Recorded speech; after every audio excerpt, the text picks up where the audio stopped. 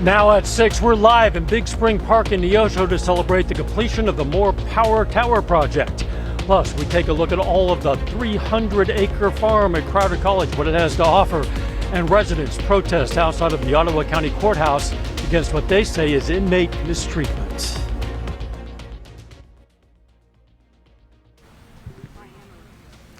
Hi everybody, we're live today in Neosho, Missouri's Big Spring Park to celebrate the completion of the More Power Tower project.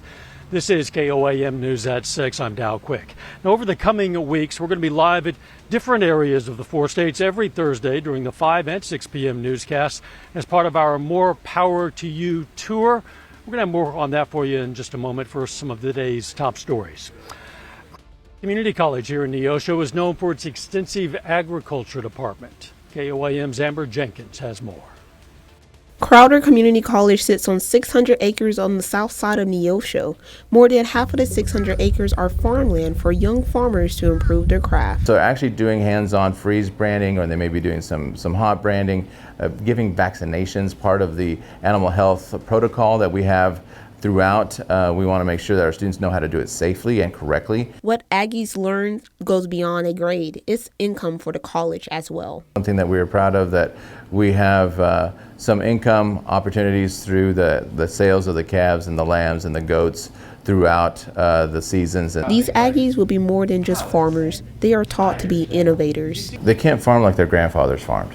They're going to have to be more efficient. They're going to have to be more creative, multiple revenue streams. Crowder's strong agriculture attracts passionate young farmers who want to pursue the family tradition. It's always been something I've loved and been really interested in, and I always kind of knew that Crowder was close and that it had a great ag program, and this is where I wanted to come. Reporting in Neosho, Amber Jenkins, KOAM News. Students are also preparing for a statewide contest on agriculture knowledge. Officials with the City of Neosho and Missouri Department of Transportation will celebrate the completion of Neosho's newest bridge with a ribbon cutting.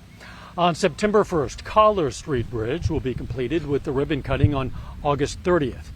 An official says the original bridge was too low, which caused flooding concerns, so the new bridge has an arch to mitigate that issue.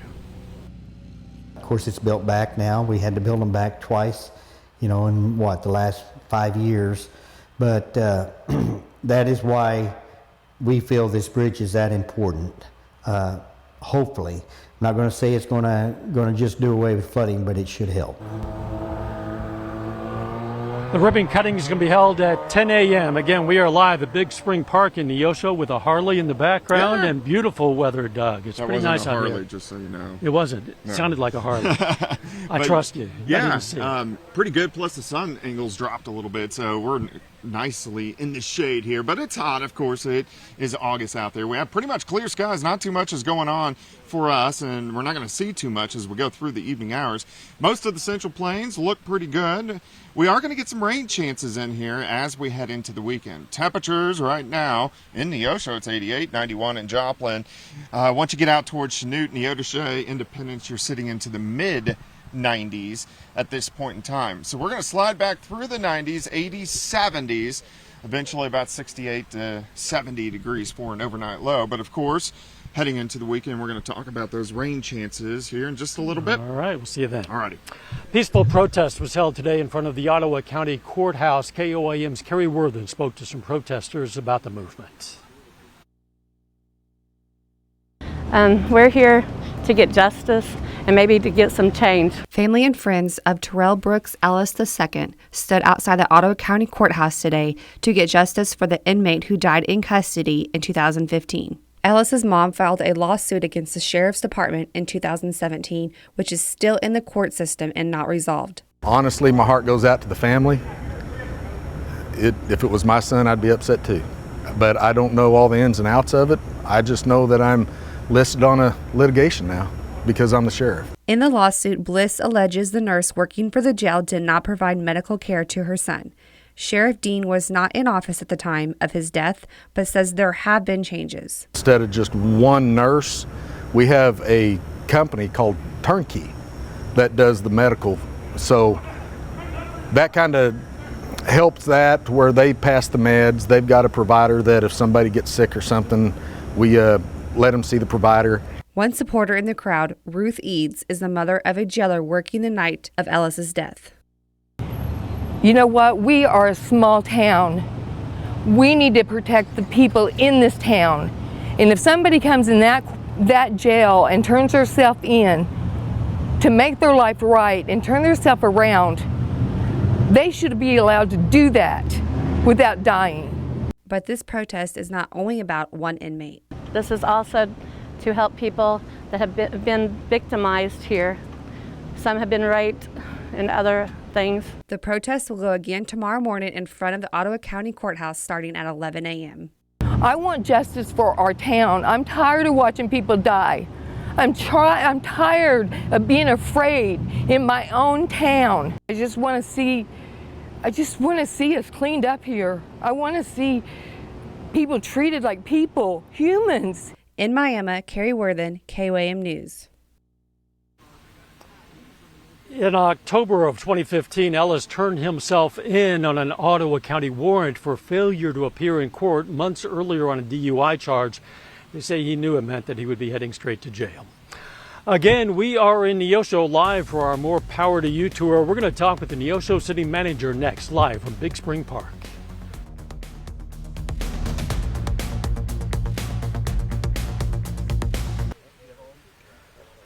Welcome back. Again, we are live at Neosho's Big Spring Park as part of our More Power to You tour, and we are joined by David Kennedy. He is the city manager here in Neosho. Thanks for joining us. Yeah, anytime. Thank you for the invite. Your story is a unique one in that you worn a couple of different hats in public service. You were a law officer for 27 years, including a number of years as the police chief here in Neosho. You have been the city manager since 2019. Those have given you a couple of different perspectives, I imagine. Yeah, it's definitely, doing the career change, it's definitely been an eye-opener.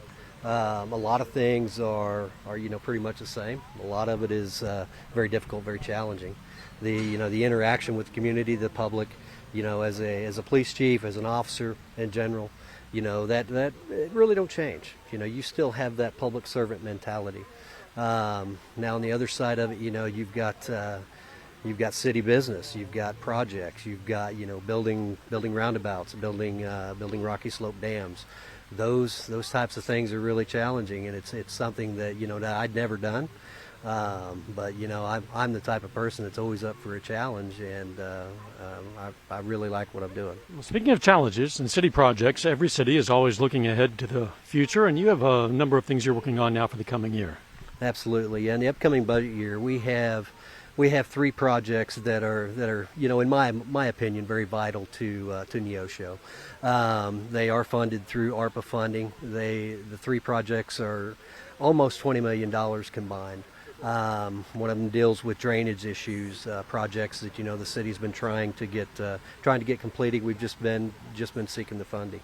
Water infrastructure, line replacement projects, and then also some sewer improvements, upgrades. The city also has this Notify Neosho app. I know you're trying to push that. Tell me a little bit about that. Yeah, Notify Neosho is just like any other app.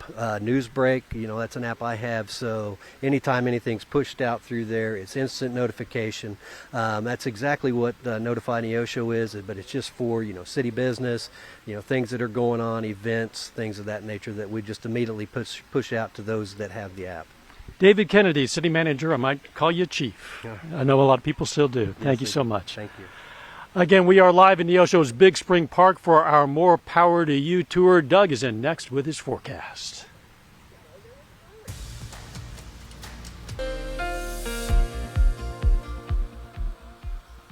Well, of course, we're outside live in Neosho. It looks pretty good. Temperatures aren't that bad. We're sitting mainly into the upper 80s, and at least the sun angle's dropping down just a little bit. But it's August, so of course it is hot across the region. You can look at our temperatures over the past couple days. Right around 90 yesterday, and then we went into the lower 90s for highs for us today. In fact, we're still sitting most of the area into the low to mid 90s. Case in point, Neosho 94, 96. In Chanute, we have 88 in Miami. Here in Neosho, it's 88 degrees. Joplin is checking in at about 91, so it's actually a little bit hotter in our northern and western counties. Looking at 7th and Rangeline, looks good, 91. South winds at about 5. Humidity's not too bad sitting at about 38%. Through the evening hours, if you are going to get outside, we're going to drop back through the 90s, 80s, 70s, eventually about 68 to 70 degrees for an overnight low. But there's not much going on. We have pretty much clear skies. Few little cumulus clouds have been kind of popping up throughout the afternoon. But most of the entire Central Plains looks pretty good. But if we look back toward our north and to our west, there's our next storm system. Parts of Montana, Wyoming moving into the Black Hills, and that system will start to give us at least some rain chances as we go through the next few days. All right, temperature and our heat index, also our humidity is going to creep up just a bit. So you can see tomorrow the yellow line, that's your temperature into lower 90s, but that orange line, that's what it's actually going to feel to your skin. So that's the heat index, a little bit higher than what the actual temperature is. Here's your day planner where we're going to start at 67, 89 by noon. And then high temp, right around 95 degrees, will be 94 at 5 p.m. We do have a chance to at least get a few isolated thunderstorms late in the day. Most of you will stay dry. They're going to be very hit and miss. All right, let's go hour by hour. We're going to start in the upper 60s. We're going to warm through the 70s, 80s, near 90 by noon, and then most of us into the mid 90s. But you can see a few hit and miss pop-up thunderstorms late afternoon into the evening hours. The ones that actually do pop up could drop some heavy amounts of rain. Pretty much clear skies tomorrow night, and as we go into Saturday morning, again, some hit and miss pop-up storms as we head into the afternoon hours. If you do have outdoor activities tomorrow evening and then again Saturday evening, don't cancel anything because these are going to be very hit and miss, and if you do get hit, it's not going to last very long. Thunderstorms mainly to our north Saturday night, but here's the good news because we do need some rain. Rain chances sticking around. Sunday, I think we have a better chance to get some rain late Sunday into Monday than late Monday into Tuesday, and that could be a little bit more widespread, which would be good news. 95 on Friday, 93 Saturday, 94 on Sunday. We hold into lower 90s at least through the middle part of next week, and we do have at least slight chances for rain each and every day.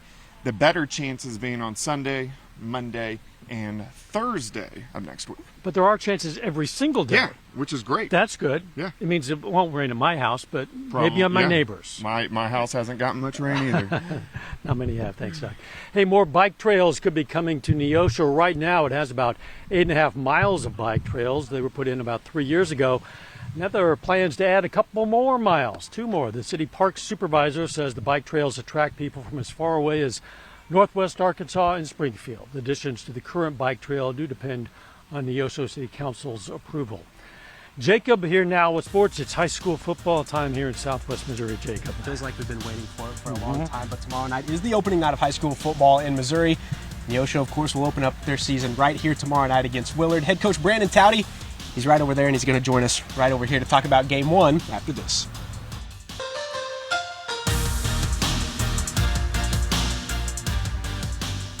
This week is the first week of regular season football for Missouri high schools, and here in Neosho, hometown Wildcats will kick off their season tomorrow night against Willard.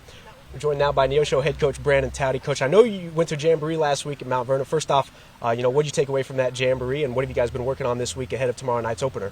It was a typical Jamboree. There's a lot of good, a lot of bad. So our kids came out, they played physical and high energy, and that's what we've been preaching all summer, is just making sure we're a high energy team that plays physical. But we had a lot of things to work on too, so we're trying to clean those things up this week, and hopefully we're ready to go tomorrow night.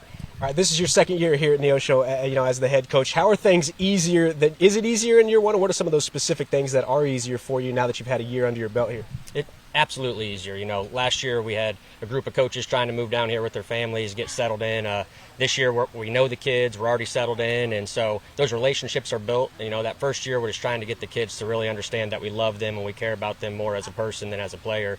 And now that they know that, we can hold them a little more accountable and have a little bit higher expectation. Tell me a little bit about this year's team. What do you think your strengths will be, and what are you going to hang your hat on Friday nights? We're focused on getting better every single day, but we do return a lot of guys on the offense. We return all of our skill guys, which I've never coached a team where we return all the skill guys on offense. So that'll help us, especially in a new system. It's still pretty new to these guys, but we're excited about their potential. And, defensively, we've got 3 returning starters. There's 1 at each level. We got a defensive lineman, a linebacker, and a DB. So even though there's not a ton of experience there, there's experience at each level, which will be nice for us. You guys open up with Willard tomorrow night. Obviously, this is a team that you were able to beat last year. What do you know about this Willard team, and how are you preparing for them? You know, they're in a similar situation as us. This is a second-year head coach for them. They have a lot of guys returning on offense, so their offense should be a little more experienced than their defense. They're playing a different defense this year than what they played last year, so only having Jamboree film, it makes it a little bit tough to kind of game plan for them, but they're going to be a good team. We know they're going to be physical. Willard's always a big football team that plays physical. You're excited for week one. I'm excited for week one. Everybody's excited for week one. It's an awesome time, for high school football here, but it's especially, cool when you get to open up at home. We talk about this Neosho community, how they support this program, and, kind of how excited you are to, get to play game one in front of your own fans. It's awesome. We play so much better at home, and that's because of this community. They've invested in their kids and their school district. We built a brand new indoor facility. We have our Pride Night, and the community just shows out in everything that we do. You go anywhere in town, and you see Wildcat Nation stickers all over everything. Everybody wears black and gold. So, I don't know if I've ever really seen a community that supports their kids as well as this one does. Coach, I appreciate you joining us. Good luck tomorrow. We'll see you out here tomorrow night. Appreciate it. Now, of course, Neosho is going to face Willard tomorrow night here in Neosho at 7 o'clock. We're going to be there, and of course, we'll have highlights from the game right here on KOAM tomorrow night at 10. We'll be right back.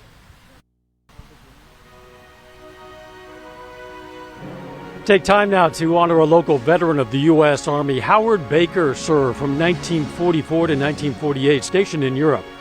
His hometown, Iola, Kansas, and we are proud to salute Howard Baker, a four-state hero. Of course, you can learn about lots of other heroes from all across this area, thousands of them in our database. You can also submit a hero of your own anytime you like. It's very simple. You just go to our website. Of course, that's KOAMnewsnow.com. Here's a look at what's coming up on KOAM News at 9 on Fox 14. We're going to have more reaction to President Biden's decision to cancel thousands of dollars in student debt for millions of Americans. Also, economic concerns are causing some employers to trim down how much paid time off they give to new parents, and why wildlife experts are telling people to kill a certain type of insect. Hope you join us for those stories. A lot more, of course. It's coming up tonight on KOAM News at 9 on Fox 14. Now, murals are something drivers will almost always stop by to take a look at. Neosho offers this form of art on their pavilion, and the one you're seeing now was created by a Neosho resident herself. The murals are a symbol of what Big Spring Park has to offer. It offers fishing, it offers swimming, we got a skate park, we have soccer fields, we have ball fields. We just want people to see and realize what all Neosho has down here in our parks, and truly invite people from sister cities to come and see what we have. The artist spent several weeks, including in the hot weather in July, to finish the murals. One other thing the parks and Neosho offer, at least at the moment, is a live broadcast. Yeah. Live here from for the past Big couple Spring Park. hours. Yeah, and it's gotten cooler. It's beautiful. We're in the shade. Sun angles drop down. Yeah, it's been pretty nice. Yeah. What's it going to look like? It looks pretty good. Tonight we'll drop back to about 68 for an overnight low, into the mid-90s over the next couple days. We are going to have some hit and miss afternoon thunderstorms starting to pop up tomorrow. These are going to be more miss than hit. I would say about 20% of us tomorrow and Saturday will actually pick up rain. Hopefully at our house, because my yard needs it. Yeah, I haven't had to mow mine for a while. Yep. Anyway, final sports note. Well, it's football season, so we're obviously going to talk some more sports tonight at 10. We're going to have a Labette County High School preview in southeast Kansas. Of course, the Chiefs play tonight. And we're going to talk Carthage quarterbacks as well. So we got plenty of football coming up tonight at 10. Sounds good. Love it all. Next week, the More Power to You tour is going to take us live to Pittsburgh. Thanks for joining us. We'll see you right back here for KOAM News at 10. Let's make it a great evening.